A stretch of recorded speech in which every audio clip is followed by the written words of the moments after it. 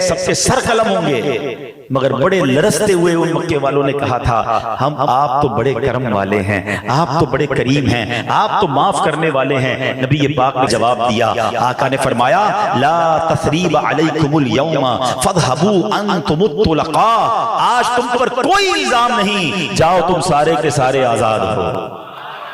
عام معافی دے دی۔ اچھا یہاں تک واقعہ سب نے سنا ہے، اس واقعے کے بعد ٹرن آؤٹ کیا ہوا، رزلٹ کیا آیا، ذرا سمجھیے گا۔ لاجیکلی ایک بات سمجھانا چاہتا ہوں، مکہ فتح ہوا ہے 8 ہجری میں، ٹھیک ہے؟ کتنے مسلمان تھے؟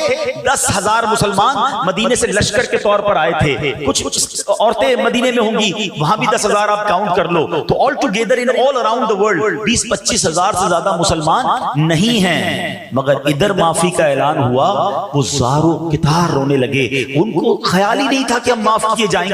ہم نے تو ان کے بچوں کو، ان کے صحابہ کو شہید کیا، ہم نے ان کی عورتوں کے ساتھ بدتمیزی کی، ہم نے ان کے ساتھ بڑا ظلم کیا، ان کی پراپرٹی پر قبضہ کر لیا، یہ آج ہمیں کیسے چھوڑیں گے؟ مگر جب نبی پاک نے معاف کیا نا تو اہل مکہ زاروں کتار رونے لگے اور ہزاروں کی تعداد میں لوگ کلمہ پڑھ کر مسلمان ہو گئے۔ اچھا اس کا رزلٹ کیا ہے؟ حجت الوداع کب ہوا ہے؟ دیکھو میں آپ کو چلے چھوٹی سی اسلام کی ہسٹری سمجھو، اسلام کس گریجولی انداز سے آگے بڑھا ہے۔ اسلام جب نبی پاک علیہ السلام مکے سے مدینے گئے نا تو تقریباً 70-80 صحابہ ہجرت کر کے گئے تھے، وہاں پہلے سے کچھ صحابہ موجود تھے۔ 2 ہجری میں غزوہ بدر ہوتا ہے، کتنے صحابہ تھے؟ سب کو بدر والوں کی تعداد یاد ہوگی، 313، یاد ہے نا؟ 2 ہجری ہجرت کر کے گئے اور آفٹر 2 ایئرز اونلی، اور اس وقت نبی پاک نے بدر کے میدان میں ایک جملہ کہا تھا دعا کرتے ہوئے کہ یا اللہ اگر آج یہ مارے گئے تو تیرا نام لینے والا دنیا میں کوئی نہیں ہوگا۔ اس کا مطلب پوری دنیا میں 313 صحابہ بدر میں تھے، کچھ خواتین ہوں گی، آل ٹوگیدر موٹا حساب کر لو 600-700 لوگ دنیا میں مسلمان تھے۔ ہجری کون سی ہے؟ 2۔ 3 ہجری میں ہوتا ہے غزوہ احد، وہاں 700 مسلمان احد کے میدان میں ہیں۔ 300 سے تعداد کہاں پہنچی؟ 700 تک۔ پھر اس کے بعد آگے چلیں، 6 ہجری میں صلح حدیبیہ ہوتا ہے، جب مسلمان مدینے سے مکے عمرہ کرنے گئے تھے، 1400 کا نبی پاک لشکر لے کر آئے تھے۔ 700 سے تعداد کہاں پہنچی؟ 1400۔ کتنی سلو گروتھ ہے، سمجھ رہے ہو آپ؟ نبی پاک نے اعلان نبوت کب کیا ہے؟ 40 سال کی عمر میں۔ تھوڑا میرے ساتھ رہو نا تو سیکھ لو گے بات کو۔ کتنے سال کی عمر میں کیا؟ 40 سال کی عمر میں۔ مکے کب گئے تھے؟ 53 سال کی عمر میں۔ 13 سال کی تبلیغ کے بعد 70-80-100 مسلمان ہوئے۔ 2 ہجری اور ملا لیں، 13 اور 2 کتنے ہو گئے؟ 15 سال میں بدر ہوتا ہے۔ بدر میں کتنے تھے؟ 313۔ اب جناب آگے جا کے 6 ہجری میں ہو رہا ہے صلح حدیبیہ، کتنے ہو گئے؟ 1400۔ 6 اور 13 سال مکے والے، 19 سال کی تبلیغ ہے، اور مسلمان کتنے ہوئے؟ 1400۔ سمجھ رہے؟ اور تبلیغ کون کر رہا ہے؟ رب کے حبیب۔ کتنی تکلیفیں اٹھائیں، اور اب 8 ہجری میں۔ اچھا صلح حدیبیہ میرا موضوع نہیں ہے، ورنہ جنہوں نے پڑھا ہے وہ میرا جملہ پک کر لیں گے۔ آپ کو یاد ہوگا جب صلح حدیبیہ میں نبی پاک نے احرام اتارا تھا نا تو کچھ صحابہ نے کہا تھا حضور یہ کیسی معاہدہ ہے، ہم بغیر عمرہ کیے جا رہے ہیں؟ تو آپ نے فرمایا تھا یہ فتح ہے، یہ فتح کی طرف اشارہ ہے۔ میرے آقا نے مستقبل کی پلاننگ بتائی تھی۔ 6 ہجری میں 1400 ہیں، 8 ہجری میں 10,000 کا لشکر لے کر آ رہا ہے، اور مکہ فتح ہو گیا ود ان 2 ایئرز۔ پھر بھی میں اب جو بتانے جا رہا ہوں بات وہ بڑی امیزنگ بات ہے، یہ آپ کو پتا ہونی چاہیے۔ 10,000 لوگ کب ہیں؟ 8 ہجری میں۔ اگین کیلکولیٹ کرتے ہیں، 13 سال مکے والے، 8 سال مدینے والے، کتنے ہو گئے؟ 21 سال۔ کتنے مسلمان ہوئے؟ 10,000۔ سمجھ رہے ہو نا بات؟ اب 9 ہجری میں حجت الوداع ہوتا ہے، عرفات کے میدان میں 1,24,000 صحابہ موجود ہیں۔ اذا جاء نصر اللہ والفتح ورأیت الناس يدخلون فی دین اللہ افواجا۔ رب نے قرآن میں اب نبی کو بشارت دے دی تھی کہ ایک وقت آئے گا کہ فوج در فوج لوگ مسلمان ہوں گے۔ یہ فتح مکہ کا رزلٹ تھا کہ نبی پاک نے بدلہ نہیں لیا، ان کے سر قلم نہیں کیے۔ اگر وہاں سر قلم کیے جاتے وہ مکے کے سارے لوگ دشمن بنتے، ان کی اولاد بدلہ لیتی، مسلمان جنگ میں لگے رہتے۔ آقا نے سب کو معاف کیا۔ 1 سال کے اندر 10,000 کا فگر جو ہے وہ 1,24,000 تک پہنچ گیا، اور اس کے بعد جو اسلام نے ٹیک آف کیا ہے، آج دنیا کا کون سا کونا ہے جہاں میرے آقا کا نام لینے والے نہیں، جہاں مسلمان نہیں؟ بتایا جاتا ہے 200 کروڑ مسلمان اس وقت دنیا میں موجود ہیں، اور اس وقت بھی دنیا میں سب سے تیزی سے پھیلنے والا اگر کوئی مذہب ہے، the most growing religion on earth، اللہ کی رحمت سے وہ ہمارا مذہب اسلام ہے۔ تو اسلام معافی سے پھیلا ہے، اسلام درگزر سے پھیلا ہے، اور آج وہی جاہلیت کی رسمیں ہمارے اندر آ گئی، میں معاف نہیں کروں گا، میں جناب کسی میں کیسے چھوڑ دوں، میں بتاؤں گا میں کون ہوں۔ واقعی یہ وہ غلطی کر رہے ہیں ہم نبی پاک کو بھی ناراض کرتے ہیں، اللہ کو بھی ناراض کرتے ہیں کہ جب ہم بدلہ لینے کی بات کرتے ہیں، ہم دشمنی کی بات کرتے ہیں، ہم چھوٹی غلطی بھی کسی کی معاف نہیں کرتے۔ ہمارا ملازم غلطی کرے اس کو گالیاں نکالتے ہیں، اس کو برا بھلا کہتے ہیں، ارے وہ انسان ہے، ہو گئی غلطی، کبھی معاف بھی کر دیا کرو، ہر غلطی کی سزا نہیں ہوتی۔ بیوی سے غلطی ہو جائے اس کو گالیاں دیتے ہیں، بچوں سے غلطی ہو جائے بعض اوقات اس پر زیادتی کرتے ہیں، ایسا نہ کرو۔ اے میرے پیارے اسلامی بھائیوں، اللہ معاف کرنے والا ہے اور معافی کو پسند کرتا ہے۔ ہم سب یہ چاہتے ہیں کہ اللہ ہم سب کو معاف کر دے، ہیں یہ چاہتے ہو نا؟ کبھی کیا دعا کرتے ہو؟ اے اللہ میری سارے گناہ معاف کر دے۔ تم نے کسی کو معاف کیا ہے؟ یہ کیسی عجیب بات ہے کہ میں اللہ کے بندوں کو معاف کرنے کے لیے تیار نہیں ہوں اور اللہ سے کہہ رہا ہوں یا اللہ تو مجھے معاف کر دے۔ ارے کبھی یہ تو سوچو کہ اللہ کی بارگاہ میں جواب کیا دو گے؟ مزہ یہ ہے کہ تم رب سے یوں دعا کرو کہ اے اللہ میں نے تیرے سارے بندوں کو معاف کر دیا، اے میرے مولا تو بھی مجھے معاف کر دے۔ میں بندہ ہو کر میرے بندوں کو معاف کیا، دکھایا میرا دل لوگوں نے، ستایا مجھے، تکلیف دی، مگر مولا تجھے معافی بڑی پسند ہے، میں نے تیرے سارے بندوں کو معاف کیا، اب اے کریم تو بھی مجھے معاف کر دے۔ یہ ریلیونٹ معافی بنتی ہے نا، مگر آج دلوں میں کدورتیں، دلوں میں دشمنیاں، اور اللہ سے معافی مانگ رہے ہیں۔ پلیز سوچو، ایک واقعہ آپ نے سنا ہوگا کہ یہ معافی کتنی رب کو پسند ہے پتہ ہے؟ ایک شخص تھا، اس کی بیوی نے ایک بار کھانے میں نمک بہت زیادہ ڈال دیا، ٹھیک ہے؟ اب جب نمک ڈالا تو اس کو تو بڑا غصہ آیا کہ یہی پلیٹ اٹھا کے اس کے منہ پہ ماروں۔ ہو سکتا ہے یہاں بھی ایسے شیر ببر بیٹھے ہوں گے یہ کرتے رہتے ہوں گے، بیچاری نے کبھی کھانا نمک زیادہ ڈال دیا تو چائے ٹھنڈی لے آئی تو ٹھنڈا پانی نہیں لایا تو نکال کے گالی دے دی، اس کو برا بھلا کہہ کے۔ یار انسان سے شادی کی ہے، کمپیوٹر سے شادی کی، ہو جاتی ہے غلطی، وہ بھی انسان ہے۔ اچھا بعض اوقات ہم سمجھتے ہیں بھائی میرے منہ میں جو آیا میں نے بول دینا، مارکیٹ میں نقصان ہوا بیوی کی خیر نہیں، ارے اس میں اس کا کیا قصور ہے؟ تمہارا موڈ آف ہے تو جا کے اسی پہ غصہ اتارنا ہے۔ ایک بات یاد رکھنا، میں بڑی گہری بات کہنے جا رہا ہوں، شاید بہت سارے لوگوں کو یہ عجیب بات ہوگی، اور اللہ سلامت رکھے میرے پیر و مرشد کو، امیر اہل سنت کو کیا تربیت فرماتے کہ دیکھا کرو ان کے مدنی مذاکرے مدنی چینل پر۔ ایک بار آپ نے مدنی مذاکرے میں فرمایا کہ اگر شوہر اپنی بیوی سے زیادتی کرتا ہے تو اس کو اپنی بیوی سے معافی مانگنی پڑے گی۔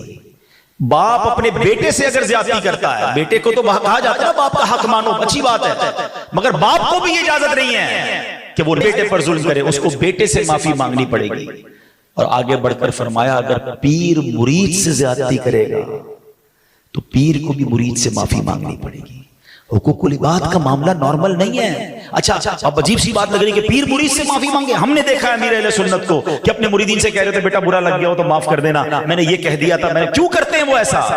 کیونکہ انہوں نے سیرت مصطفیٰ پڑھی ہے۔ ارے جب میرے آقا اپنے صحابہ سے کہتے ہیں کہ کسی کا حق آتا ہو تو مجھ سے لے لو، ایک صحابی تو کھڑے ہو گئے کہ حضور میرا ایک حق نکلتا ہے آپ پر۔ کیا حق نکلتا ہے؟ کہ حضور آپ صفیں درست کر رہے تھے، ایک چھڑی آپ نے میرے پیٹ پہ مار دی تھی، مجھے بدلہ چاہیے۔ نبی پاک نے فرمایا آؤ اپنا بدلہ لے لو، میں حاضر ہوں۔ سارے صحابہ حیران، یہ کیسی باتیں کر رہا ہے، نبی پاک سے بدلہ لے گا؟ اب وہ صحابی کہتے ہیں حضور ایسے نہیں، جب آپ نے میرے پیٹ میں چھڑی لگائی تھی نا، میرا کرتا نہیں تھا، میرا پیٹ ننگا تھا، آپ کرتا اوپر کیجئے۔ اللہ کے حبیب نے کرتا اوپر کیا، لوگوں کی چیخیں نکل گئیں، یہ کیا کرنے جا رہا ہے؟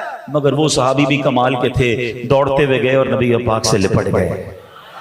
کہتے ہیں حضور مسئلہ یہ بدلہ نہیں لینا تھا، جنگ ہونے والی ہے، غزوہ شروع ہونے والا ہے، کیا پتا میرے مقدر میں شہادت ہو، میں چاہتا ہوں مرنے سے پہلے میرا جسم آپ کے جسم سے ٹچ ہو جائے۔ مگر نبی پاک کی کیا عادت کہ حق نکلتا ہے تو لے لو، یہاں سلو ہو جائے وہاں مارے جائیں گے، مگر ادھر تو کسی کو فکر ہی نہیں، لڑنے جھگڑنے کے لیے تیار ہیں، دشمنیاں پال کے رکھی۔ تو میں واقعہ سنا رہا تھا کہ اس بندے کی بیوی نے کھانے میں نمک زیادہ ڈالا، بڑا غصہ کہ ابھی دیتا ہوں بدلہ، مگر بدلہ پھر سوچنے لگا یار میں ایک غلطی میری بیوی نے کی ہے، مجھے غصہ آ رہا ہے، بدلہ لینے کو جی چاہ رہا ہے، میں تو صبح سے شام تک اپنے رب کی کتنی نافرمانیاں کرتا ہوں، اگر میرے رب نے میری پکڑ کرنی شروع کی تو میرا کیا بنے گا؟ کہتا میں نے کچھ نہیں کہا، چپ چاپ میں نے کھانا کھا لیا، چھوڑ دیا بیوی کو۔ مرنے کے بعد مجھے بتایا گیا کہ اس دن جو تو نے بندہ ہو کر میری بندی کو معاف کیا تھا، میں تو سب سے بڑا معاف کرنے والا ہوں، جا میں نے تیرے سارے گناہوں کو معاف کر دیا۔ یہ ہے معافی، یہ ہے درگزر اور یہ ہے نبی پاک کا طریقہ.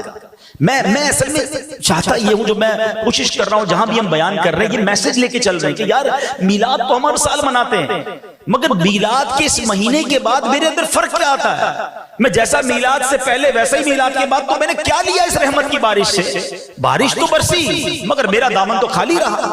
اگر میں پہلے ہی لڑائی جھگڑے والا، میلاد کے بعد بھی لڑائی جھگڑے والا، پہلے بھی بے نمازی بعد میں بھی بے نمازی، پہلے بھی بد اخلاق اب بھی بد اخلاق، میلاد کے مہینے سے پہلے بھی حرام کمانے والا، میلاد کا مہینہ گزارا، میلاد بھی منایا، پرچم بھی لگائے، لائٹیں بھی لگائیں، لنگر بھی کھایا، پھر حرام کمانے والا.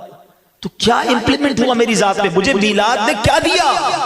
اس کا مطلب میں نے دل کا دروازہ کھولا نہیں ہے، ورنہ میلاد کے اجتماع میں تو بڑی برکت ہوتی ہے. پلیز کم از کم یار ربیع الاول کے مہینے میں نبی پاک کی ایک ادا تو سیکھ لو کہ یار یہ والی اب بس میری لائف میں آج کے بعد میں اس کو شامل کر لیتا ہوں. آپ کو کوئی کہے یار تم تو بہت غصے ہوتے تھے، بات بات پہ لڑتے تھے، تم بڑے نرم ہو گئے ہو، تو آپ کہیں یار آقا کا میلاد آیا ہے، میرے آقا معاف کرنے والے تھے، میں بھی معاف کرنے والا بن گیا. یار تم فجر بھی پڑھنے لگ گئے، ساری نمازیں پڑھنے لگ گئے، تو آپ جواب دیں کہ بس نبی پاک کا میلاد آیا اور آقا نے فرمایا جعلت قرۃ عینی فی الصلاۃ، نماز میں میری آنکھوں کی ٹھنڈک ہے. نبی پاک کا برتھ ڈے تھا، گفٹ بھی تو دینا تھا نا، میں نے آقا کو نماز کا تحفہ دیا، میں 5 وقت کا نمازی بن گیا. تو میلاد کا ایسنس ملے گا نا، تو اس کی برکتیں ملیں گی. تو مزہ ہے کہ یار ہم میلاد کرتے تو ہمارے اندر فرق آتا ہے. اتنی ساری نبی پاک کی سیرت سنتے ہیں، خود ویسے کے ویسے ہی رہتے ہیں. نہیں تو میرے پیارے اسلامی بھائی دیکھیں یہ جو حقوق العباد ہے نا، یہ معاملہ زیادہ سینسٹیو ہے. دیکھیں ماشاءاللہ مجھے کافی سارے چہرے نظر آ رہے ہیں، نمازی بھی ہیں، چہرے پہ داڑھی بھی ہے، یا حاجی بھی ہوں گے، عمرہ کرنے والے بھی ہوں گے، صدقہ خیرات کرنے والے ہوں گے، بہت اچھی بات ہے. مگر یہ سارے کام پتہ ہے کیا ہے؟ یہ ہے حقوق اللہ. اب میرا اور اللہ کا معاملہ ہے. خدا نہ خواستہ اگر کوئی شخص 70 سال تک نماز نہ پڑھے نا، ایک بار سچی توبہ کر لے، اللہ قبول کر لے، اس کے سارے گناہ معاف فرما دے گا. لیکن بندوں سے جو معاملہ ہے نا وہ زیادہ سینسٹیو ہے، کیونکہ اگر کسی کا دل دکھایا نا، کسی کے ساتھ زیادتی کی، تو جب تک بندہ معاف نہیں کرے گا رب بھی معاف نہیں فرمائے گا. آپ سوچیے ہم بعض اوقات نماز میں پنکچوئل ہوتے ہیں، حج بھی کر رہے ہوتے ہیں، روزے بھی رکھ رہے ہوتے ہیں، لیکن لوگوں کے ساتھ برتاؤ ٹھیک نہیں ہوتا، فیملی کے ساتھ برتاؤ ٹھیک نہیں ہوتا، کسی کے ساتھ نرمی سے بات نہیں کر رہے ہوتے. یہ نہ کریں. یہاں تو بندہ کہتا ہے جو کرنا ہے کر لے، میرے آگے کوئی نہیں بول سکتا، مجھ سے کون پیسے وصول کر سکتا ہے، جو تیرے سے ہو سکتا ہے کر لے. یہ جملے بولا نہ کرو. ہاں ٹھیک ہے وہ غریب جو ہے نا کچھ کر نہیں سکتا، مگر ایک کام کر سکتا ہے کہ اللہ کو مدد کے لیے پکار سکتا ہے. اور ظالم کی گریبان پر مظلوم کا ہاتھ ہوتا ہے جب رب عز و جل اس سے انتقام لیتا ہے. میں پنجاب میں پچھلے دنوں گیا، ایک جملہ سنا مجھے تو کپ کپی آ گئی. پنجابی لوگ ایک بڑا پیارا جملہ کہتے ہیں مضبوط آدمی سے نہ ڈرو، ماڑے آدمی سے ڈرو. مطلب ماڑا کہتے ہیں کمزور کو. تو میں حیران، میں نے کہا اس کا کیا مطلب؟ کہتے ہیں ماڑا جب ہاتھ اٹھاتا ہے نا، جب فریاد کرتا ہے نا تو وہ عرش تک جاتی ہے.